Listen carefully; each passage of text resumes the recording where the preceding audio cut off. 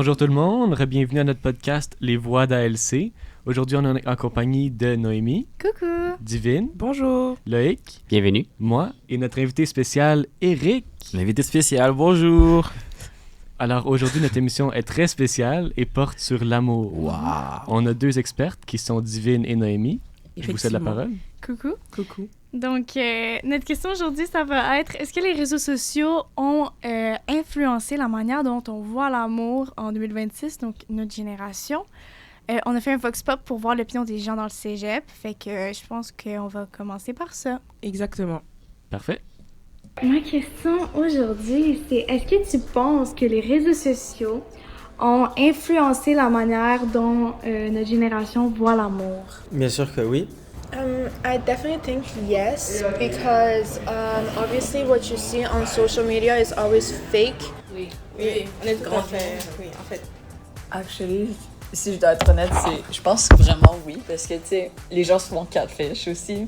On a toujours été influencés par ce qui était le plus omniprésent pour nous. Avant, c'était les livres, maintenant, avant la télé, maintenant, c'est tout ce qui est Internet, réseaux sociaux et tout ça. Que ce soit négativement ou positivement, il y a beaucoup de manières différentes de voir l'amour et les réseaux sociaux, ils nous montrent une certaine partie plus qu'une autre.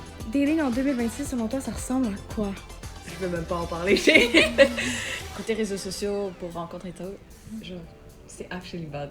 Comme c'est devenu tellement un concept tellement simple et un peu banal, je trouve. C'est un peu comme montrer que tout est beau, puis que c'est facile d'entretenir une relation, même en réalité que c'est quand même beaucoup d'efforts et tu peux pas juste décider du jour au lendemain de te mettre en couple puis rien changer. Honnêtement, le dating en 2026, c'est half, genre virtuel puis en vrai là. Genre ça commence tout le temps en texte pendant comme une journée au complet. I don't think love exists as it did before. Notre génération, on dirait qu'elle a un peu perdu le sens véritable de l'amour. Comme tu dis, les hook-ups, les situationships et tout, on dirait que c'est devenu plus un jeu. Un terme qui vient juste de naître, le situationship.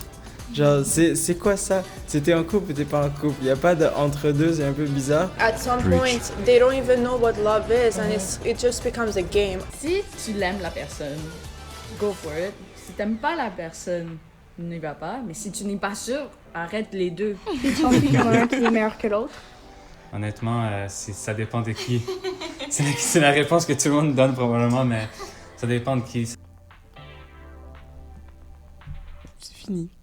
c'est fini. Wow. Donc, on peut peut-être parler des trucs qui ont ressorti le plus pendant qu'on a fait nos entrevues. Tu veux-tu que je commence? Ou... Ben, bien sûr, vas-y.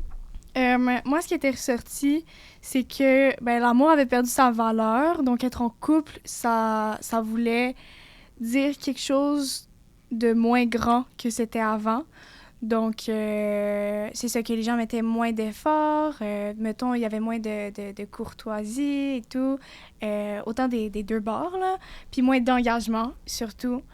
Donc, c'est ça que j'ai remarqué. Puis, il y avait Anthony qui a répondu que, justement, c'était beaucoup virtuel et en vrai. Puis que souvent, tu commences à parler à quelqu'un sur Instant, le textant, puis après ça, tu vas le connaître en vrai. Puis que cette partie-là de texter, ça rallonge un peu ta relation pour voir si vous êtes fait pour être ensemble ou pas, parce que c'est tellement facile d'avoir une façade, mettons, quand t'es en texte, que si tu l'as rencontré dans les 2 premiers jours que tu l'as trouvé intéressante, mettons, c'est sûr que tu déterminerais si c'est la bonne personne pour toi beaucoup plus rapidement. Donc, voilà. Ouais, ça c'est bien. OK. Donc, en fait, pour compléter en fait, ce que Noémie disait, la question principale, c'était est-ce que vous trouvez que les réseaux sociaux influencent notre façon de voir l'amour? Puis, en général, la grande majorité a répondu oui. Il y a personne avec qui j'ai parlé qui a dit non. Puis, même chose. C'est ça. Puis, l'une des questions qui revenaient aussi, qui a été amenée après, c'est est-ce qu'il y avait une différence, en fait, avec la génération de nos parents? Puis, comme Noémie l'a dit, il disait que comme il y avait plus de courtoisie ou que comme Anthony aussi l'a dit dans son truc, certes, il y avait de la courtoisie, mais il y avait aussi le fait qu'on se parlait en vrai et qu'on allait en vrai parler avec la personne, il y avait quelque chose de plus intéressant, de plus riche et de plus qu'on retrouve plus en fait dans les relations aujourd'hui, parce que les gens sont dans ce qu'ils appellent le situationship, où ben ils font pas vraiment les efforts en fait Pour les gens qui savent pas c'est quoi un situationship, c'est quand tu agis comme si tu étais avec la personne, mais vous n'êtes pas officiellement en couple. Donc, vous n'êtes pas obligé de seulement voir cette personne-là, mais vous faites toutes les activités qu'un couple normal ferait. C'est ça. Donc, voilà. Je trouve ça très intéressant parce qu'il y a quand même une bonne variété de choses. Pour moi, de mon point de vue, je pensais pas que c'était si différent. Faut dire que j'ai pas eu de réseaux sociaux avant mes fin 15 ans.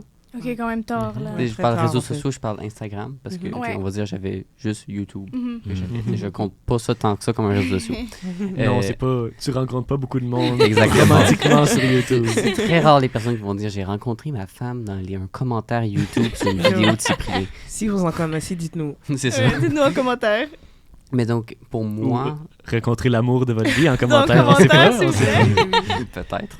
Mais non, ça m'est jamais arrivé de passer tant par ce chemin-là. Donc, pour moi, j'ai pas vécu ça. Donc, ça je trouve ça intéressant. J'ai deviné que notre génération a plus vécu ça. C'est nous, on parle de notre génération. Nous, on a 17-18 ans. Oui. 20 ans. 20 ans. Ah, oui, c'est vrai. Donc, Désolé, guys. le monde qui ont peut-être plus proche de 25, 26, voire trentaine, eux l'ont peut-être encore plus vécu avec les réseaux sociaux, plus parler, communiquer à leur âge en ce moment. Où est-ce que, tu sais, pour moi, ça a été au secondaire. J'ai rencontré du monde. Donc, c'est sûr que pour moi, si je le vois le côté social, contrairement à, j'ai pas eu une influence par les réseaux sociaux. Donc, je trouve ça intéressant. C'est très intéressant. Pensez-vous qu'on est plus à risque de rencontrer plus de personnes vu qu'on est sur les réseaux sociaux? Genre, parce que tu as dit que tu as rencontré du monde au secondaire. Est-ce que tu aurais plus d'opportunités de rencontrer plus de monde différent que juste au secondaire si tu serais sur les réseaux sociaux puis tu aurais plus accès à plus de monde? Ben, j'ai pas l'impression que c'est tant différent. C'est sûr que il y a plus de monde avec qui tu peux rentrer en contact. Mais j'ai tendance à croire que dans tous les cas, si tu rencontres quelqu'un, c'est quelqu'un qui est quand même pas si loin sur les réseaux sociaux.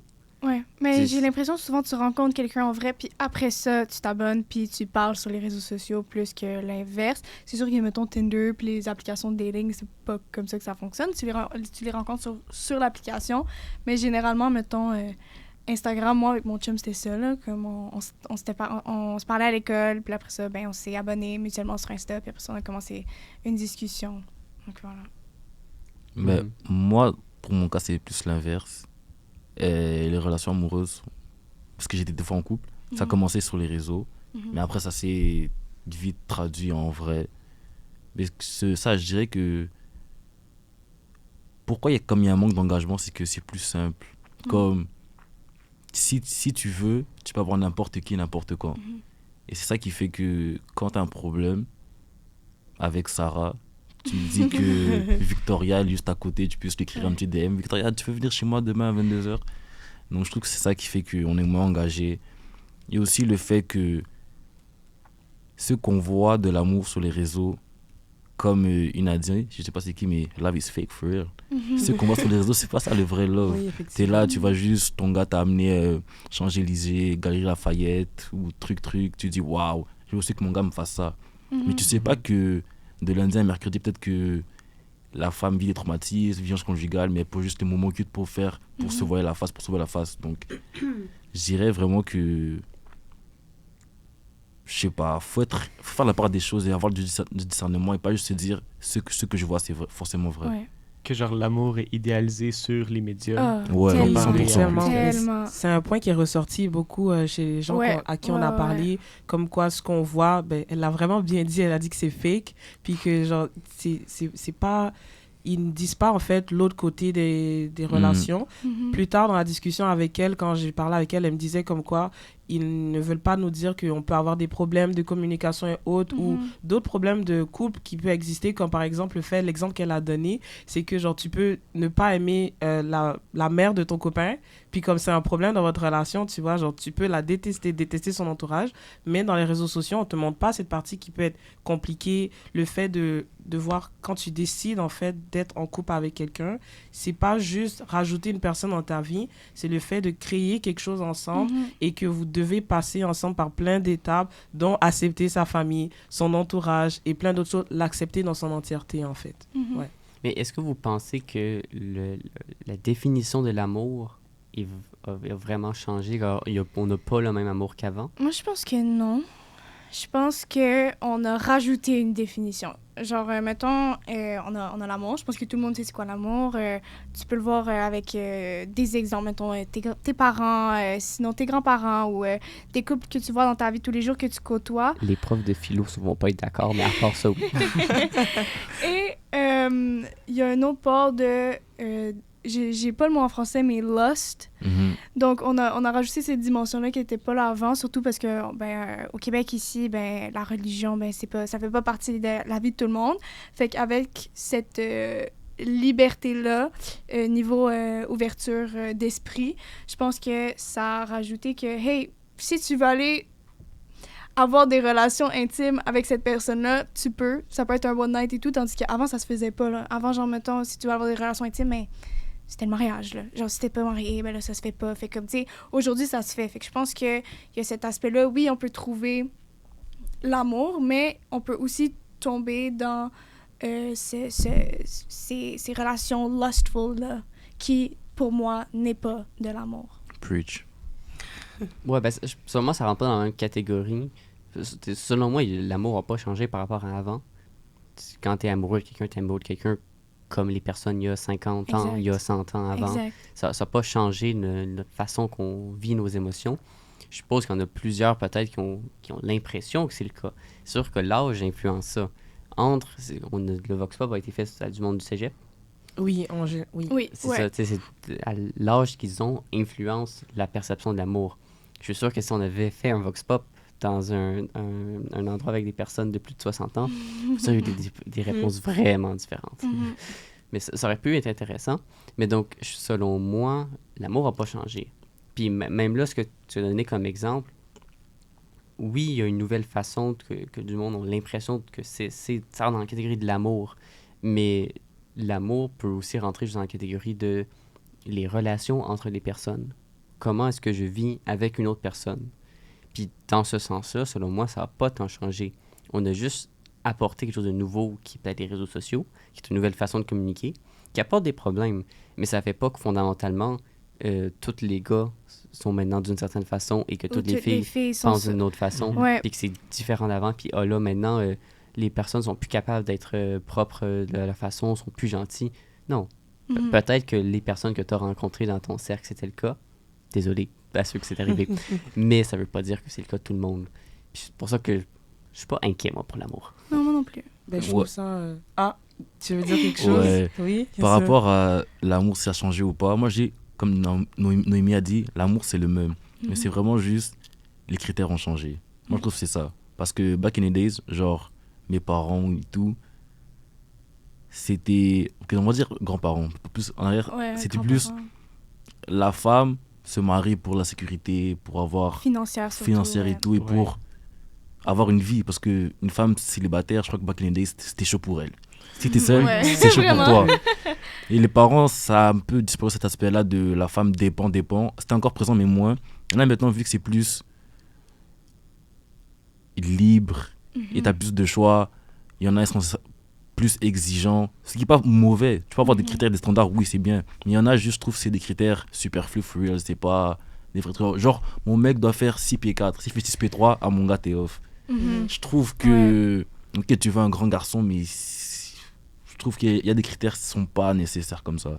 Mais justement, je pense que, je sais pas si c'était ça dans le temps, mais aujourd'hui, je trouve que il y a beaucoup d'hypocrisie par rapport aux standards. Parce Yes. que moi, j'ai pas de problème que tu aies des standards élevés si toi-même, tu coches tous ces standards-là. Preach. Tu comprends? Fait que si toi, tu veux avoir une femme qui sort pas, une femme qui aime cuisiner parce que toi, tu cuisines mal puis tu veux qu'elle te cuisine des repas, c'est une femme qui est très douce, qui est sensible, mais toi, il faut que tu sois capable de... Ben, faut pas que il faut que tu aimes rester à l'intérieur aussi, il faut pas que tu sortes, il faut que tu protèges, mettons, cette sensibilité-là de cette personne. Même chose pour les filles. Si tu veux un gars super musclé qui est super actif, mais toi, t'es pas active, comment tu veux bond avec cette personne? Genre, tu fais pas de sport avec lui, genre, tu comprends ce que je veux dire? Fait que je pense que ces standards-là... il y a des gens qui ont des standards trop élevés pour ce qu'eux-mêmes peuvent apporter. Puis on fait pas un travail de ah, « OK, je vais me regarder moi-même, puis je vais augmenter, mettons, la qualité de ma personne pour que quand je sème ce que je veux, mais j'attire ce que je suis aussi. Puis t'as beau avoir des standards élevés, faut quand même que tu sois flexible avec. Faut que tu vois une personne qui répond à presque tous tes standards, sauf une. Mais tu trouves la personne extraordinaire, tu vas l'aimer quand même. Là. Faut pas absolument que tu aies une checklist puis que tout doit checker. Sinon, tu y enlèves des points puis tu t'empêches réellement d'entrer en relation avec elle. Ben, tout ce que vous dites, c'est un peu c'est très intéressant. Puis ça se rapporte, en fait, Nicolas, ce que tu dis à ce que Loïc disait tantôt. En fait, est-ce que la définition de l'amour a changé? Parce que pour moi, aimer quelqu'un, c'est aimer quelqu'un dans son entièreté. Peu importe, genre, c'est... qu'il ait des défauts ou des qualités. Mais en fait, toute la question de checklist qui est arrivée, en fait, elle est venue avec les réseaux sociaux, dans le sens où tu dis que tu veux un homme qui soit grand, je sais pas moi, qui te fasse des pique-niques à chaque samedi. Puis genre, s'il le fait pas, mais directement, tu considères que tu ne l'aimes plus parce que les réseaux sociaux t'ont donné la vision comme quoi une relation parfaite qui n'existe pas parce qu'aucune relation est parfaite, mais ben c'est ça que ça ressemble. Il faut que j'aime mes pique-niques chaque samedi. Mais c'est comme ça devient un peu... je trouve que les réseaux sociaux apportent quelque chose...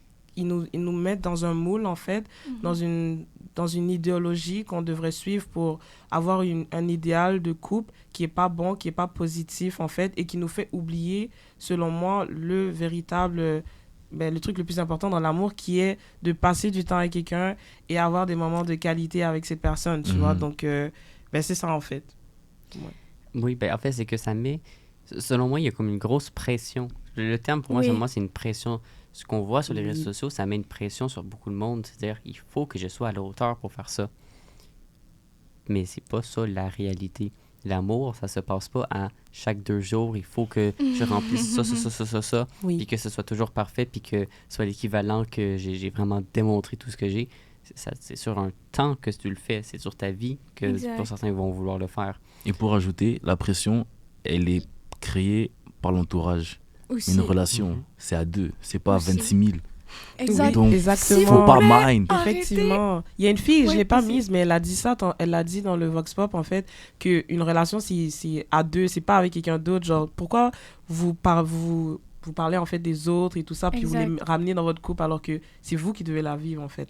Quand même, le truc aussi, moi, je sais pas, pour vous me direz, mais quand ta copine ou ton copain et prend trop la vie de son entourage, comme si c'était Dieu sur terre, comme ouais ma copine m'a dit que et comme ça l'a fait comme si c'était, je suis comme, mais on s'en fout de ta copine, bro, c'est toi qui es dans cette relation. Ta copine, elle a aucun, genre ton amie, elle a aucun rapport dans la relation. Oui, c'est sûr, là, si c'est une affaire de tromperie, d'abus, là on parle pas de ça. C'est ça que j'allais dire. On parle pas de ça, là c'est sûr, elle a raison, s'il vous plaît. On se sort de ces relations toxiques là, mais si c'est une relation normale, OK, qui a des hauts et des bas, il va y avoir des bas dans une relation. Ouais. Puis tes bas-là, tu vas pas... tu peux en parler à ton entourage et tout, mais il y a une différence entre quelqu'un qui essaie de la régler pour toi et toi qui essaie de la régler avec ton chum ou ta blonde. C'est ça qui fait pour moi la différence. Parce que si, genre, je vais chercher du advice à certaines personnes, il faut bien que tu la choisisses. Parce que si je parle de mon chum de tout ce qui va mal, tout le temps à mon ami, c'est sûr qu'elle va penser qu'il n'est pas Ben, quelqu'un de ouais. bien, Ouais. puis qu'on est toujours dans un état de stress dans notre relation quand c'est pas le cas. Fait que je pense qu'il y a cette balance-là de tu dis quoi, tu dis à qui, puis tu dis quand. Si tu parles de ton problème que tu as eu après que ça s'est passé, après que ça s'est réglé, pour aider une amie dans sa relation. Tu vois, il y a différence entre ça, puis t'es fâché, puis là, tu shit-talk ton gars, genre à tes amis. Tu sais, fait que c'est ça, il y a une différence. C'est quand même... Il faut que tu travailles à deux. Je comme pense que c'est t'as une dit. question de maturité aussi qui Mhm. vient dans les relations aujourd'hui. Est-ce que en fait on est assez mature pour avoir cette relation qui doit être construite, qui doit se construire? Est-ce qu'on est assez mature pour discuter avec quelqu'un pour comprendre en fait les nuances en fait des hauts et des bas qu'il peut y avoir dans une relation? Puis je trouve vraiment qu'on s'incruste beaucoup dans plusieurs relations aujourd'hui avec la médiatisation des couples. Mettons, il y a plein d'émissions comme Love Island ou Occupation Double, que ça, tu vois des couples, tu t'incrustes vraiment dans les autres, tu te fais des opinions sur eux autres sans connaître les personnes beaucoup plus. Ou genre, ça, c'est les grosses émissions, mais il y a tellement de couples que tu vois sur les réseaux sociaux que tu te fais une idée d'eux autres. Puis tu te mets pas dans la relation, c'est sûr, là, mais tu t'imagines un petit peu ce qu'ils pensent, tu te mets des mots dans leur bouche quand ils n'ont pas nécessairement besoin. Un truc, quand Nicolas a parlé, j'y pense.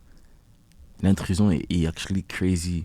Comme je sais pas si vous avez vu avec ceux que vous suivez, mais il y a des fois, il y a des couples qui sont exposés, on le voit, on sait qu'ils sont en couple. Et quand ils break up ou ils divorcent, waouh!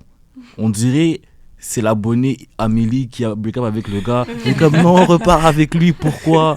Quand il est là avec oui, c'est une vrai, autre ça. femme, non, l'autre était mieux. What?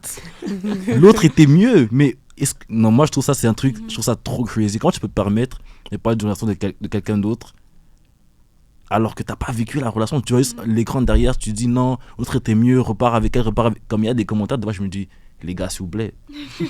Ouais, ben en même temps, ça c'est pas quelque chose de nouveau en soi, c'est Oui, ça le existait monde déjà. des stars. Mhm. Depuis que le théâtre existe, quand le cinéma existe, la télévision existe, il y a toujours eu ça.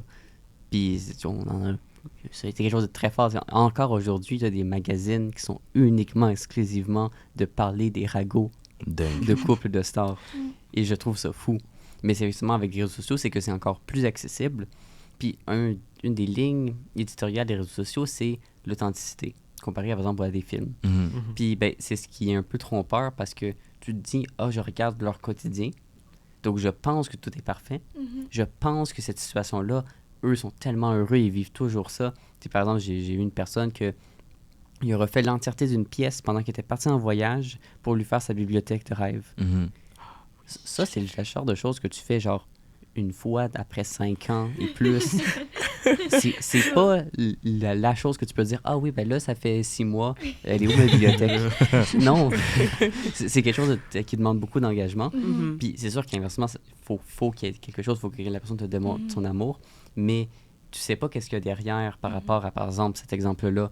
Peut-être que la personne est partie pendant 8 jours, puis la personne a construit ça, sauf qu'après ça, elle a jamais utilisé la pièce parce qu'en fait, il n'y avait aucune idée quelle couleur il aimait réellement, puis ils ont juste publié le moment où est-ce qu'elle était contente sans réellement... Parce qu'elle était surprise, Parce qu'elle était parce qu'elle surprise. avait besoin d'une réaction pour la vidéo. Exactement. J'exagère, je pense pas que c'est le cas dans cet exemple-là. Mais c'est un exemple de... C'est faux souvent, ou alors on n'a pas tout ce qui est derrière. Donc c'est pas un modèle. Puis comme si je peux revenir, je vais tout dire mes affaires que j'ai pensées en même temps.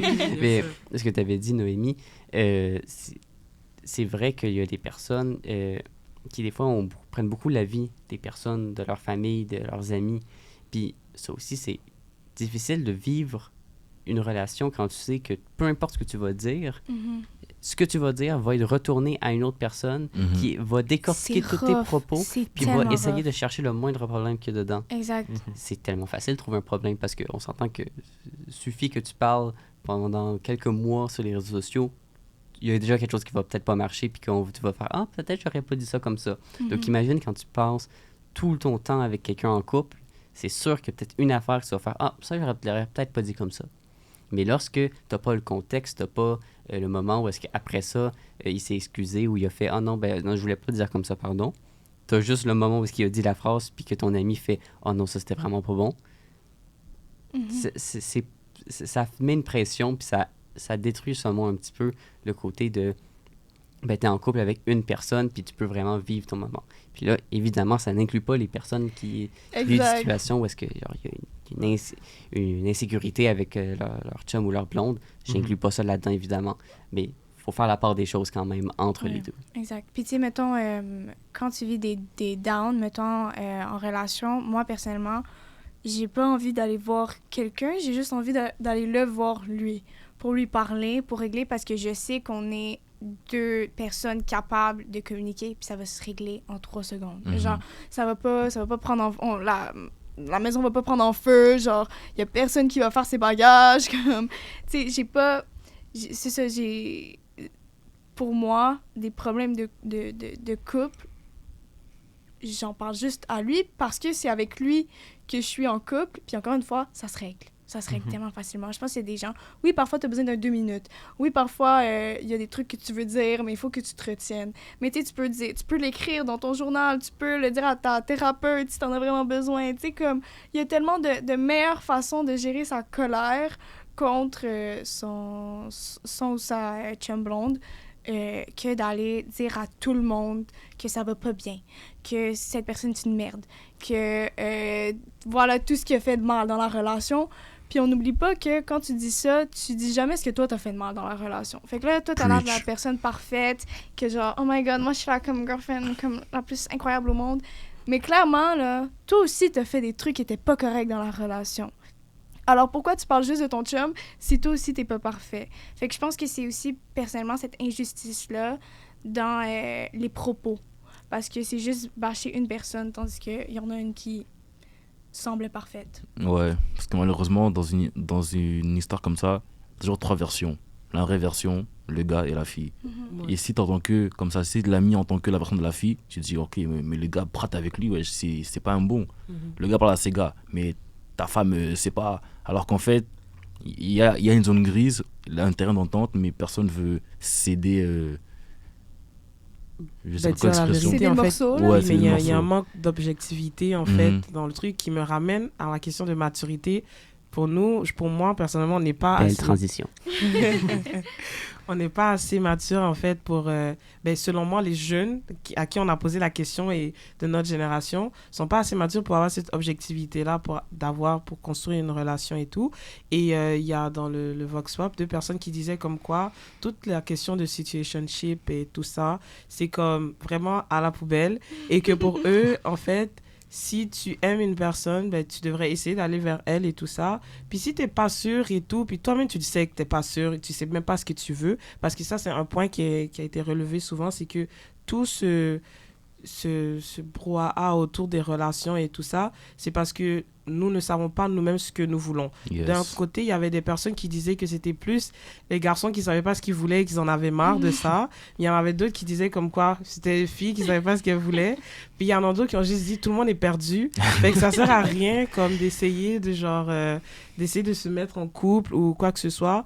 Si je sais que j'ai envie et que je veux faire l'effort, alors oui, je fais l'effort. Mais si, je sais pas, alors j'arrête et je reste dans mon coin, je profite du fait d'être seule et j'apprends à me connaître, en fait, justement. Parce que c'est ça qui est important, je pense. Je vais terminer avec ça.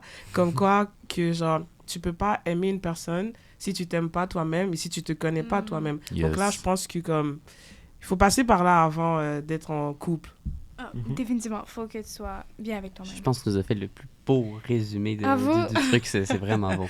Oui, voilà. On parle, l'amour, c'est pas la société, c'est l'individu. Il faut se travailler sur notre propre façon de voir l'amour, puis c'est comme ça que tu vas le faire. J'adore ça. Mais à des moments donné, c'est deux individus qui viennent ensemble pour bâtir quelque chose, là.